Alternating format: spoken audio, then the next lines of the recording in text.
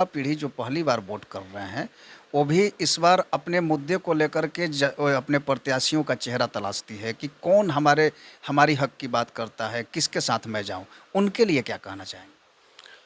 हमारा केजरीवाल मॉडल युवाओं के लिए और महिलाओं के लिए या बुजुर्ग हो, हर वर्ग की प्राथमिकता को तय करता है।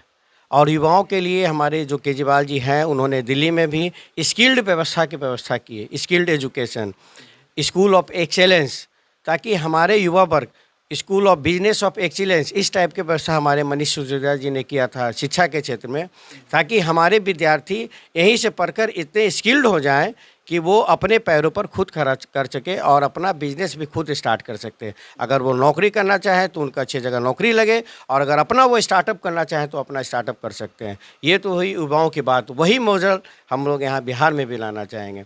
महिलाओं के लिए हमारे केजरीवाल जी ने वहाँ पर मुफ्त बस यात्रा की घोषणा की थी, और वो घोषणा ही नहीं की थी बल्कि किया था। इससे महिलाओं को, खासकर कामकाजी महिलाओं को बहुत ही सहूलियत मिलती थी। वहाँ के मेट्रो में, बसों में महिलाओं को अपने बहुत ही आराम से अपना जा रही थी, आ रही थी, और अपना कहीं भी जाने में उनको कोई असुविधा नहीं थी।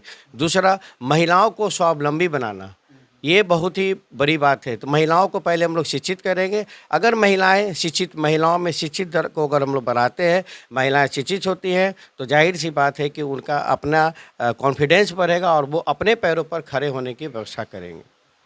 चूँकि ये जो आपने कहा कि महिलाओं के लिए पब्लिक बस, चूँकि नीतीश कुमार भी पिंक टॉयलेट, पिंक बस यहाँ पे लॉन्च कर चुके हैं, चल रहा है, तो उससे इतर चूँकि जो चीज़ें पहले से मौजूद है उसकी चर्चा तो हम लोग नहीं करते हैं। कुछ नई चीज़ें हों जो आप बताना चाहें? महिलाओं के लिए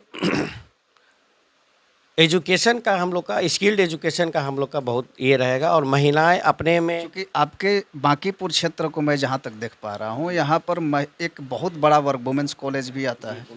जेडी वुमेंस कॉलेज भी बांकीपुर में ही शायद, हमको जहाँ तक लग रहा है था। तो यहाँ पे महिलाओं की एक बहुत बड़ी तादाद है, बहुत सारी बच्चियाँ पढ़ाई कर रही हैं, उनके हॉस्टल्स, उनके रहने का व्यवस्था, ये तमाम चीज़ें हैं, ये एक बहुत बड़ा विषय है। इस पर क्या कहें?